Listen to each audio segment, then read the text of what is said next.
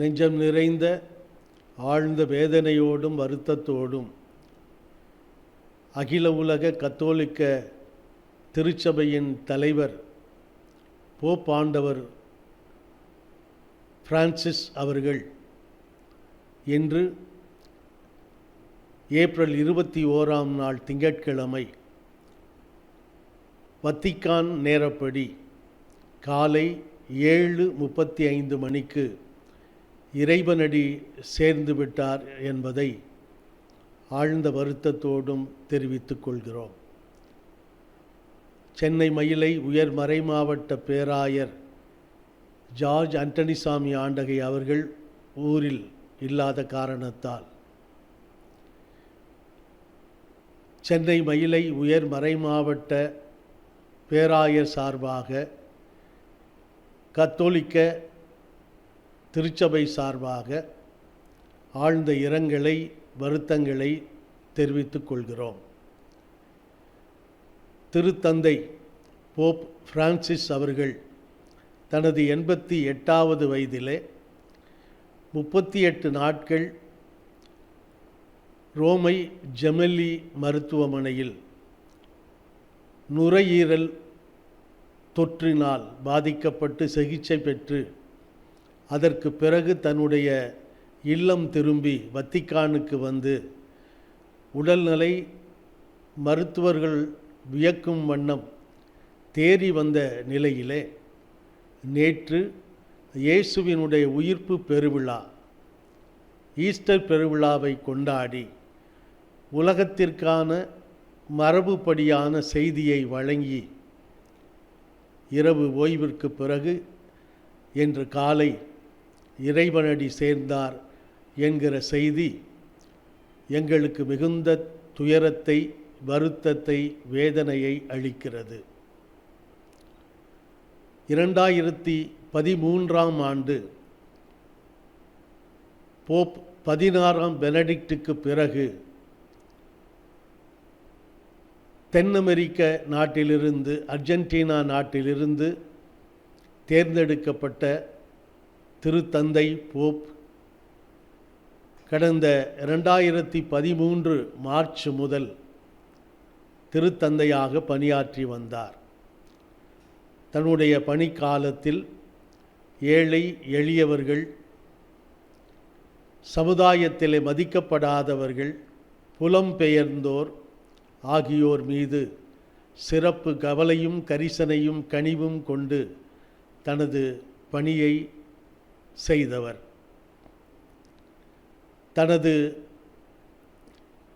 இறப்புக்கு பிறகு தன்னுடைய அடக்க நிகழ்ச்சி மிகவும் எளிமையாக உயிர்த்த கிறிஸ்துவிலே நம்பிக்கை கொண்டிருக்கிற ஒரு கத்தோலிக்க கிறிஸ்தவருக்கு தரப்படுகிற அந்த மரியாதை மட்டுமே தரப்பட வேண்டும் என்றும், தான் தலைவராக இருப்பது அல்ல, இறைவனிலே உயிர்த்த இறைவனிலே நம்பிக்கை கொண்டவன் என்கிற அளவிலே என்னுடைய அடக்க நிகழ்வு நடைபெற வேண்டும் என்று திருத்தந்தையர் அடக்க நிகழ்வுக்கான வரையறைகளை 2024 திருத்தி அதை எளிமைப்படுத்தி வைத்தார்.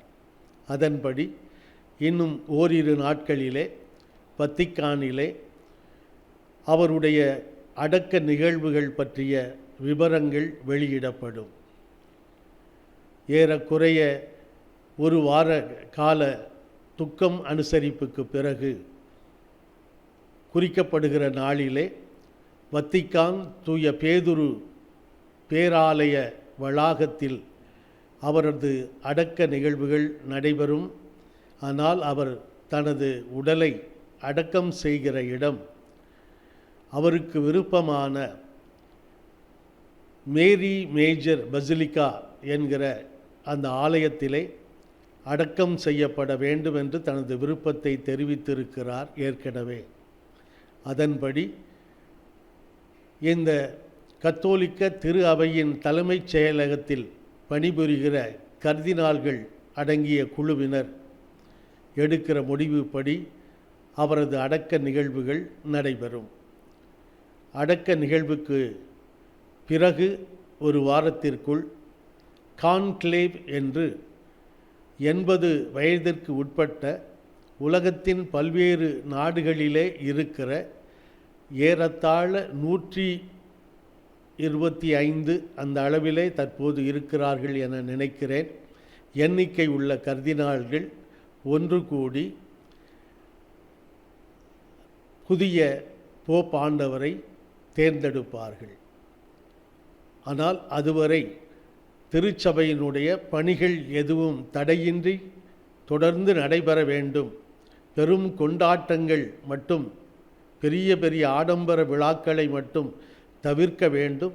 மற்றபடி அனைத்து சாதாரண வழக்கமான நிகழ்வுகள், குறிக்கப்பட்ட நிகழ்வுகள் தொடர்ந்து நடைபெற வேண்டும் என்பது கத்தோலிக்க திரு அவையின் சட்டம் கூறுகிற நடைமுறை.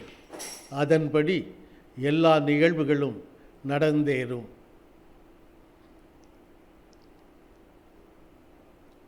மீண்டும் ஒரு முறை உங்கள் அனைவருக்கும் போப் ஆண்டவர் திருத்தந்தை பிரான்சிஸ் அவர்களுடைய இந்த இறப்பினால் துயருறும் அனைவருக்கும் ஆழ்ந்த இரங்கலையும் வருத்தங்களையும் இறைவேண்டல் ஜெப பிரார்த்தனையையும் உரித்தாக்குகிறோம்.